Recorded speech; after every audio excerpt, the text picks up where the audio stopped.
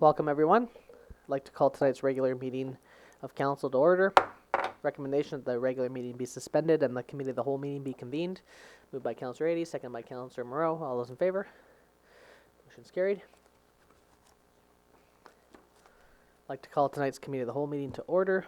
Recommendation that the agenda for the committee of the whole meeting of October 21st, 2019 be adopted as circulated. Moved by Councillor Cunningham, second by Councillor Niche. All those in favor? Any opposed? Motion's carried. Okay, first up we have a petition and delegation from Joe Griffith, branch manager of the BC SPCA, regarding a council update. Welcome. Absolutely, and then you can just press the mic there and use that for our viewers at home. There should be a button just on the front there. There you go. Am I good? Okay. Wonderful. Well, thanks for having me. My name is Joe Griffith, representing the shelter here at Prince Rupert. So with the BC SPCA, our mission is to protect and enhance quality of life for domestic, farm, and wild animals in BC. So every day, my staff really works hard to prevent cruelty to animals and find homes for animals here in Prince Rupert. So what I want to share with you tonight is an overview, so some year-to-date statistics, community relationships, and some of the challenges that the shelter is facing. So year-to-date, the shelter has taken it from January 1st to approximately last Friday, about 256 animals in the Prince Rupert area. So out of that 256 intakes, these are cats and dogs, and out of that, 153 of those are strays. So what that means is that community members are bringing us animals that they found, cats, dogs, kittens, puppies, of 153 of those out of the 256 animals. So that's a fairly significant number of just dogs being found wandering, cats being found wandering on the streets. Out of that, 104 of those we've been able to spay and neuter through the BC SPCA and what we're able to provide here to you within the community. So local adoptions has been 93 animals. So what that means is community members throughout Prince Rupert have adopted 93 animals locally, taking them into their houses and their homes to care for as a domestic pet. Now, the thing that you may or may not be aware of is that the Prince Rupert shelter is primarily a transfer shelter. So out of all those animals that I mentioned in the beginning that come into our care, 154 of those animals get transferred out to other areas in BC. So that could be Quesnel, the Lower Mainland, where they then get adopted and find homes, because simply the community here just isn't large enough to adopt all of those animals that are coming into our care. So currently, animals in foster, as community members here in Prince Rupert, we have 22 animals that are in foster. So I'll talk a little bit more about this later, but this number could be significantly higher. Right now we have probably over 55, close to 60 animals on a wait list that simply have nowhere to go, just because we don't have that kind of support that we need to be able to foster these kinds of animals. So I jumped the gun here. So our animal wait list is 50 plus cats, kittens, puppies, dogs. So just talking about community and community involvement, virtually every day we have people coming into the shelter and they're expressing their opinion over the cat population in Prince Rupert. So when I look at the statistics for 2018, it was like something like 72% of the felines that are coming into our shelter are actually kittens. So kittens breed more kittens, and this is part of the problem of what we're seeing with the cat population. You also have the other side of this is that Prince Rupert has only the one veterinary clinic, and of course, as you may or may not be aware, our only vet decided to move on September 30th, and so we're really relying on locums that are coming up from other parts of the interior or the Lower Mainland to provide veterinary services. So how do you control the spay and neuter and the cat population in Prince Rupert if you can't keep up with the spay and neuters that need to be occurring in order to reduce that population? So one of the solutions that came up through the BC SPCA is our mobile veterinary clinic. It's an outfit that's currently based in Smithers, and it would be possible to bring that unit to Prince Rupert to say for 2 to 3 days at a time, make 2 visits, and could perform 120 plus spay neuters, which would have a significant impact on the population and the overpopulation of cats and kittens in Prince Rupert. So that might be another discussion if the city thinks that that's something that's worth pursuing. I think it is. And how do we make that go? So some other challenges that we're having is getting more volunteers. I mean, for a small shelter, we have 3 volunteers, and we probably need 23 volunteers. So some of the feedback that I've gotten is that they're finding it difficult to make it to the shelter, like transportation-wise.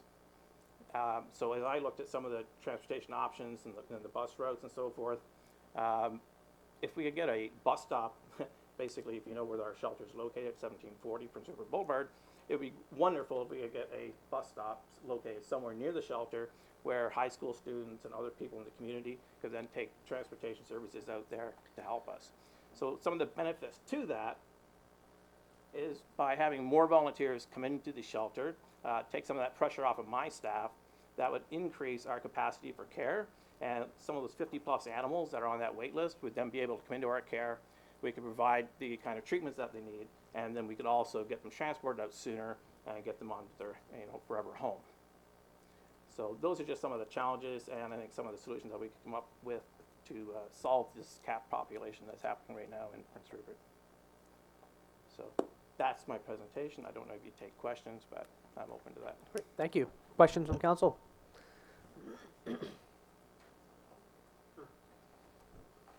Just wondering how long, you said you got 22 in foster care. How long do you hold on to them? And when you get to the end of that period of time, what choices then are you presented with in terms of how to deal with them? So when they come into our care, it's usually because they need to be spay-neutered, or it could be because they have health issues. So on the spay-neuter side of it, there's a minimum weight that needs to be required, or else they need to be at least 8 to 10 weeks of age. So they could be with a foster for as long as it takes. Because the other side of this is getting the appointments with the vet clinic to get the spay-neuter done before they can actually go out for and be adopted, right? So it could be anywhere between 4 weeks to 12, 16 weeks. I mean, we've had animals that are in foster right now since August, some in early July. And just as a follow-up, how do you decide which ones you'll keep in foster and which ones you'll transfer out? Well, we have a wait list, so it goes through the wait list, and when the animals are healthy enough and they're able to find locations. So we have a coordinator that handles all of the intakes for moving these animals throughout the 44 different shelters in BC. And she'll figure out which animals can be taken in and where they can go, and whether or not there's a place for them somewhere else in the Lower Mainland or somewhere else in the interior. Does that answer your question? Yep. Okay. Councillor Nish, then Councillor Cunningham. So you mentioned a traveling veterinary mobile vet that comes and they could do 120 spay or neuters.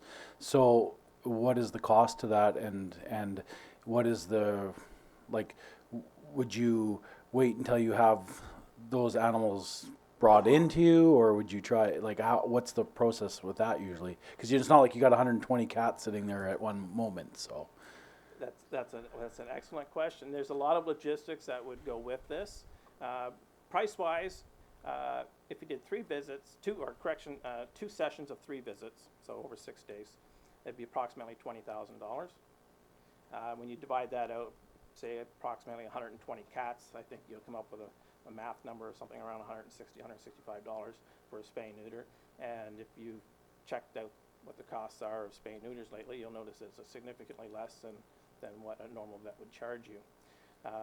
The logistics behind arranging that, I would suggest that this would be a low-cost spay-neuter program, perhaps brought together with low-income families that otherwise couldn't afford to do that. We would need to promote it. We'd need to organize it. We would probably need 40 to 60 volunteers. People work, so there'd have to be a drop-off for their animals. They have to be cared for. They would have to go through the spay-neuter program. There needs to be a recovery area for them to do that. Our shelter, wouldn't be able to handle the 40 or 50 animals in shelter in recovery.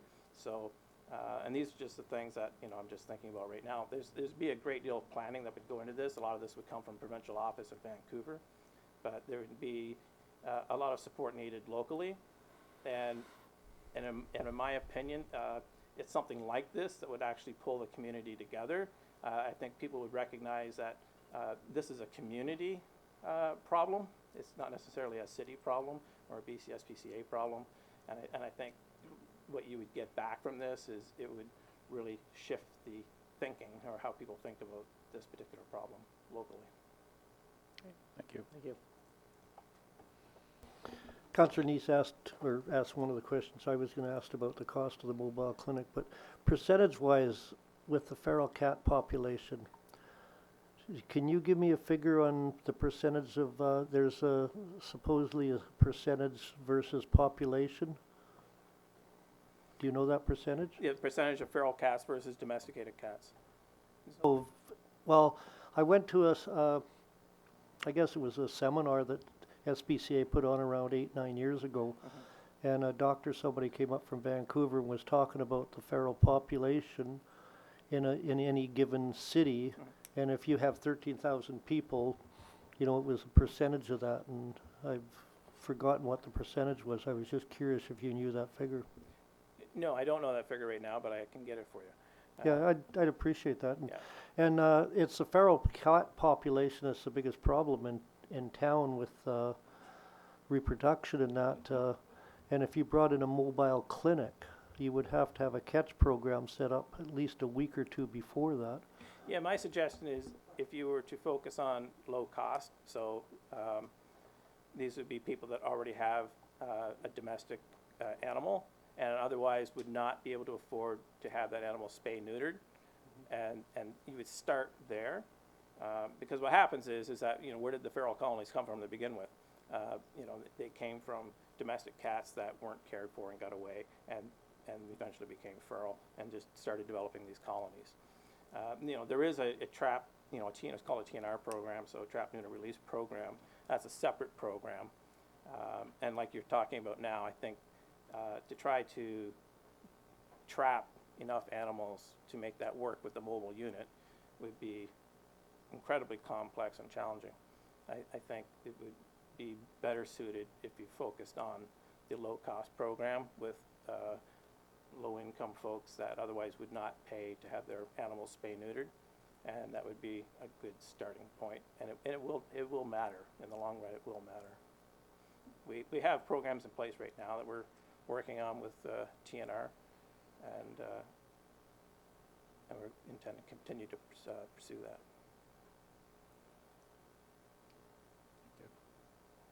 Other questions? Well, thank you very much for your time. Very informative. Thank you. Okay, thanks for having me. Thank you.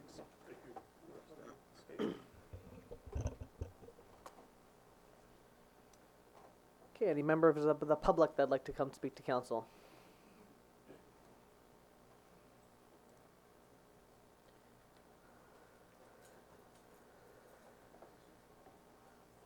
Welcome back.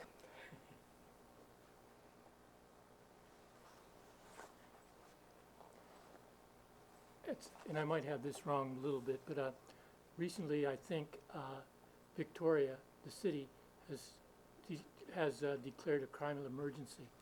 I think Prince Rupert should be looking at this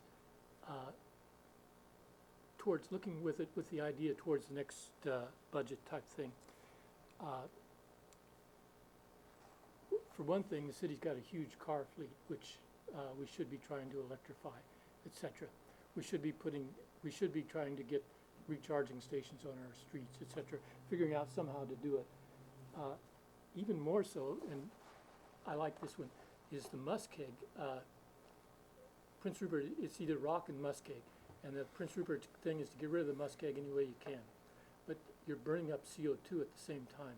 So we should really rethink our strategy about we should also monitor someplace, and this might be getting back in touch with one of the previous, people that ran the city works and stuff like that. So we want to see if it's just on its own or whether these places are drying up. And secondly, whether we can just, so we should be monitoring over year to year to year type thing. Along the same lines, Southeast Alaska was in a drought.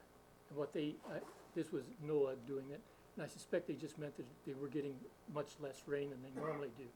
And I think we went through a period like that too. And so these things will have extreme repercussions. So what we would like to see is a carbon dioxide budget. And so just like once a quarter, we get the financial budget, I'd like to see let's doing it with a carbon dioxide budget. Like I said, we're going to do this. A third thing, extreme thing, is electric, and it's funny, but I just got to throw this in. I'd like to see Mayor Brain as the person who takes this on, so he could be giving a quarterly report. And I think he did have some sort of a background in this. I seem to remember going to climate meetings or something umpteen years ago. But another thing which people might not be looking about, other than the muskeg and things in the car fleet and things like that, is that we pat ourselves on the back and say we're hydro, BC Hydro. I suspect that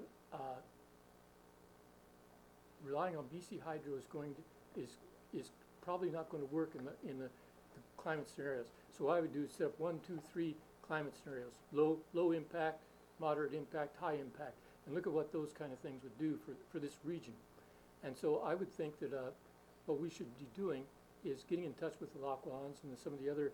We should be looking at trying to make this. We've gone local, regional, global. So now we're probably going to have to go back global, local, regional, local, and we're probably going to have to worry about producing our food, producing our standby electricity, etc. And so I would hope that we would look at this and that we would get sort of like a quarterly report on what we're doing, etc. Thank you. Thank you very much.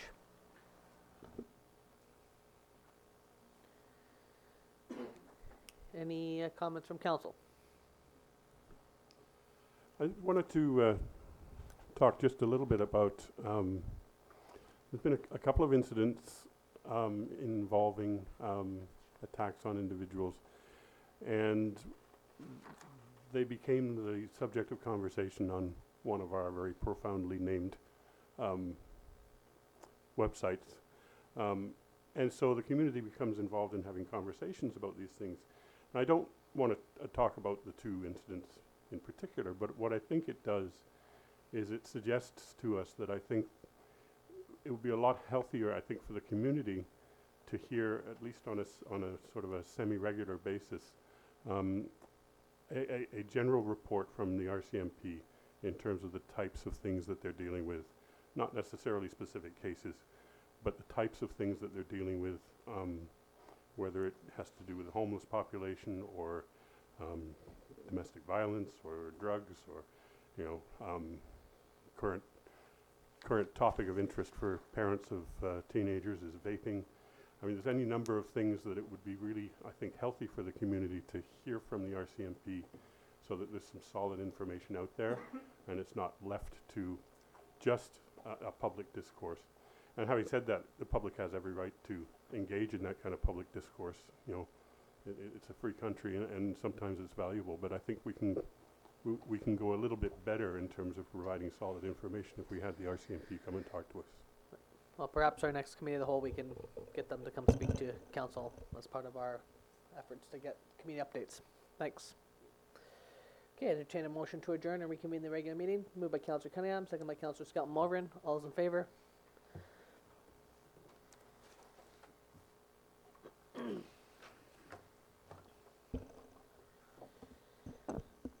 Okay, recommendation that the agenda for the regular council meeting of October 21st, 2019 be adopted with the additional of agenda items 7B, letter from Natasha Lebedeck, president of the Prince Rupert Curling Club, regarding request for a letter of support for funding application, and item 7C, Prince Rupert Rotary Club, regarding a proclamation request. Moved by Councillor Niche, second by Councillor Cunningham. All those in favor? Motion's carried.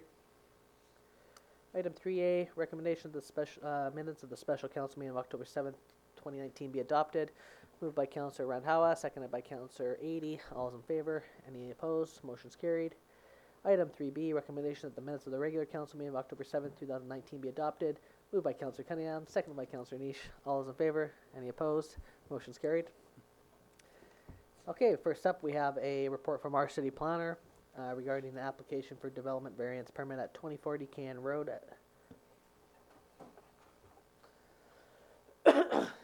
Welcome back.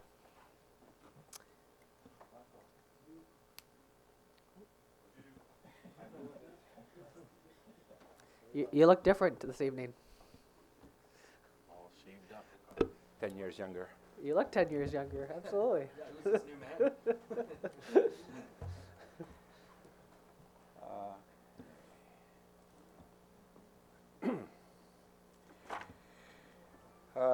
This application was introduced at the regular council meeting October 7th. It is to vary the height of an accessory building from 3.6 meters to 6 meters, which is approximately a little bit less than 1/2, or a little bit less than twice the height of the permitted accessory building. The building will be located as indicated on this drawing, which would be approximately right here. Considering the current industrial zoning and the nature of the business, it is reasonable to make an exception for this structure. The proposed structure will have a minimum impact, if any, on the neighboring properties. Subject to receiving the DVP, Industrial Zone Development Permit will require the applicant to paint the containers in a uniform color. Public notifications were distributed following the October 7th regular meeting as of the date of this report, and indeed today's working day, no comments were received. In conclusion, city staff did not receive any objections that would prevent approval of this variance. That concludes my report, Mr. Mayor. Thank you. Questions from council? Councillor Niche? This question's not so much about this one in particular, but just is it normal for an industrial area like this to have a height variance for accessory buildings? Because to me, this seems like it's an area where you would expect secondary buildings on properties, and obviously with bigger heights because of the, so all I'm saying is this something that is normal, and is it something that we could change so that you wouldn't have to go through this process? Because to me it seems kind of really not necessary for an industrial area to worry about the height of an accessory building, as long as it doesn't go higher than what's allowed in the main building. Yeah, that's a good question, and something that I've marked up on the zoning bylaw, that when we do the updates, definitely to consider and discuss. Great, thank you. Any other discussion? Okay, recommendation of the development variance permit application DP 1909 for the property located at 2040 Can Road proceed to final consideration. Moved by Councillor Cunningham, second by Councillor Niche. All's in favor? Any opposed? Motion's carried. Next, another application for development variance permit at 1144 7th Avenue East. As well, this application was introduced at the last meeting. It is for the property located at 1144 7th Avenue East. This is an older house with an existing non-conforming side yard setback, which is 2.20 meters. The applicant wishes to add a uncovered entrance mudroom, which will require similar or exactly the same variance from 1.2 meters to 0.2 meters on this side yard. This is an older neighborhood where there are a number of non-conforming side and front and rear yard setbacks. The proposed renovation will not adversely affect the neighborhood.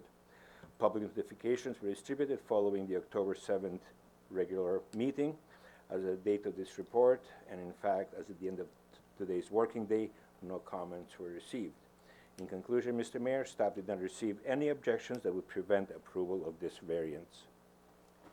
Comments from council? Okay, recommendation that the development variance permit application DP 1910 for 1144 7th Avenue East proceeds to final consideration. Moved by Councillor Renhowa, seconded by Councillor 80. All those in favor? Any opposed? Motion's carried. Okay. Absolutely. Thank you.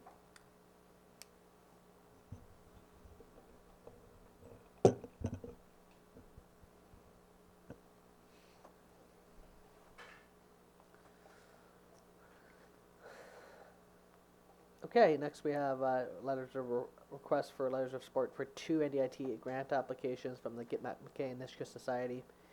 The recommendation is that council approves and makes the following resolutions. Be it resolved that the City of Prince Rupert supports the Get Matt McKay Nishka Society's applications to the Northern Development Initiative Trust Community Halls and Recreation Facilities Fund in the amount of $30,000 for the Nishka Hall Cruise Modernization Project, and be it resolved that the City of Prince Rupert supports the Get Matt McKay Nishka Society's application to the Northern Development Initiative Trust Economic Diversification Infrastructure Fund in the amount of $175,000 for the Prince Rupert Hydroponic Greens Project. Moved by Councillor Niche, seconded by Councillor Skelton. Morvan, discussion? Just on the second one, the hydroponic greens project, I was at a presentation recently where that project was part of the presentation, and it looked like a very exciting project, yeah, a very forward-thinking project. So I'm happy to support the application. Great. Other comments? Well, this fits into your sustainable society plans for the future of Prince Rupert. With hydroponics, it's a proven way of growing vegetables and a lot of other things. I don't think this will be on that large of a scale to begin with, but it might be a good model to start to show maybe other commercial growers that this is the place to do it, because we've got enough water. We just need an indoor place to do it. I support it 100%. Other comments? Okay, all those in favor? Any opposed? Motion's carried.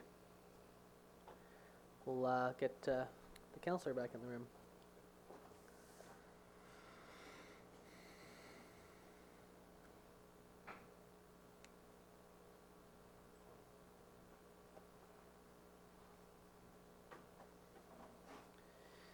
Okay, next up we have a letter of support from Natasha Lebedick, Prince Rupert Curling Club. So they're looking to apply through NDIT. So the recommendation, the council directs staff to provide a letter of support to NDIT on behalf of the Prince Rupert Curling Club's funding application, which would read, whereas the City of Prince Rupert sees the value of the local curling facility, be resolved that the council provide a letter of support to the Prince Rupert Curling Club application to the Northern Development Initiative Trust to fund required upgrades to their facility. So, moved by Councillor Niche, second by Councillor Skelton. Morvan, discussion? Well, I definitely think that we want to do as much as we can to support recreation options for people, especially when we're trying to encourage people to move to this town. And I think we need to give everybody as many options as we can for things to do in this town if they're looking to move here. So I definitely would love to see the curling rink back up and running again, and maybe someday when I have time and don't have to shuttle kids around, I wouldn't mind trying curling myself. Other comments?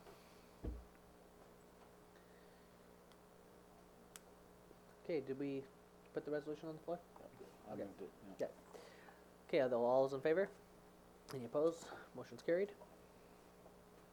Next, recommendation coming from Prince Rupert Rotary Club to the council proclaim October 24th, 2019 as World Polio Day in the City of Prince Rupert.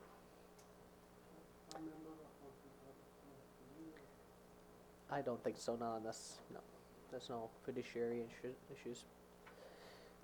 So anybody want to make that recommendation? So moved by Councillor 80, second by Councillor Morrow. Any discussion? Question. Okay, all those in favor? Any opposed? Motion's carried. Okay, Ms. Miller, maybe you could read out our close items. How about I read out this one? Oh, yes, right. My apologies. On October 7th, 2019, at Council's closed meeting, the following resolution was made regarding the corporate administrator appointment. Moved by Councilor Antawa and seconded by Councilor Niche that Council appoint Mrs. Rosa Maria Miller as the corporate administrator, and that was carried. Great. And congratulations once again. And then perhaps the next one then. This one I will read. On October 7th, 2019, at Council's closed meeting, the following resolution was made regarding the North Coast Regional District Regional Recycling Advisory Committee, moved by Councilor Rendawa and seconded by Councilor Ady, that Council reappoint 2 members to their North Coast Regional Recycling Advisory Committee for a 2-year term, Hans Seidemann and Tanya Ostrom, and release this resolution at a future regular council meeting. And Thank that you was very- carried. Thank you very much. Okay, next we have another report from our city planner regarding the zoning amendment to permit a multiple family development at 604 Pillsbury Avenue.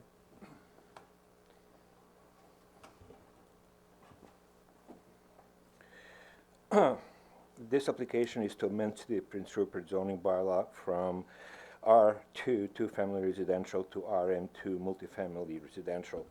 The subject property is located at 604 Pillsbury, as outlined in red.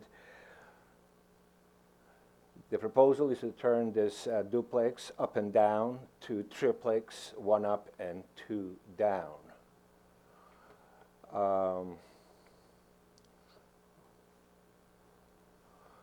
The total lot area is 5,000 square feet, which is equal to 465 square meters. RM2 permits 75 units per hectare, which is equivalent to 133 meters per unit. Dividing total area by unit provides the number of 3.5 units. Therefore, RM2 would be the appropriate zone. This is a mapping exercise. The full bylaw is included in Appendix 3. And essentially, as I noted earlier, the application is to amend the zoning map from R2 to RM2 multifamily residential. Based on similar successful applications elsewhere in the community and Council's direction towards incremental in situ densification, this proposal is a reasonable method of increasing city housing stock. In conclusion, Mr. Mayor, staff supports this application. Questions from council? Councilor Ady.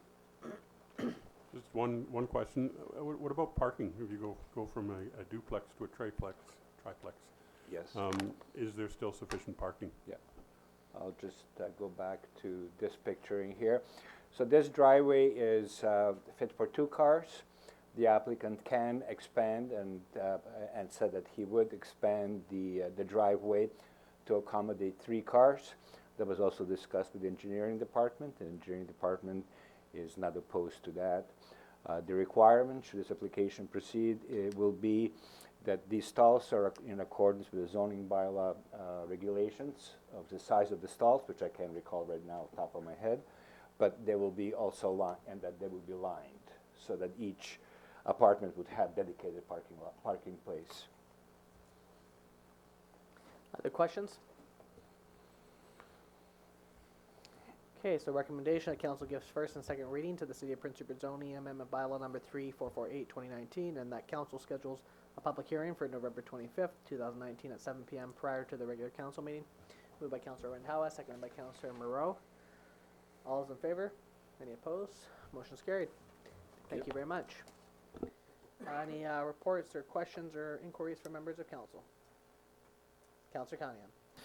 At a recent Ferry Advisory Committee meeting I was at in Vancouver last week, I brought up a point that I think I would like actually the city or city staff to draft a letter to the transportation minister.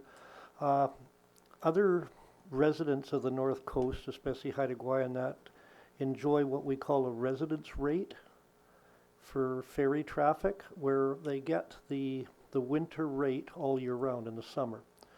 What I proposed is that because of the conditions of our highways in the winter and that the transportation minister look at a reduced rate, winter rate, for residents of the North Coast, Prince Rupert, you know, the villages around here and that, for travel from Prince Rupert down south, so that they have a choice of either driving or taking the ferry that is affordable.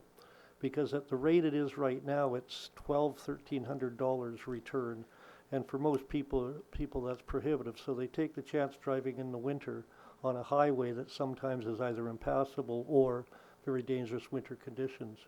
And it's a decision the minister would have to make, the transportation, or the minister of transportation would have to make. The ferry corporation itself cannot change ferry rates without direction from the minister.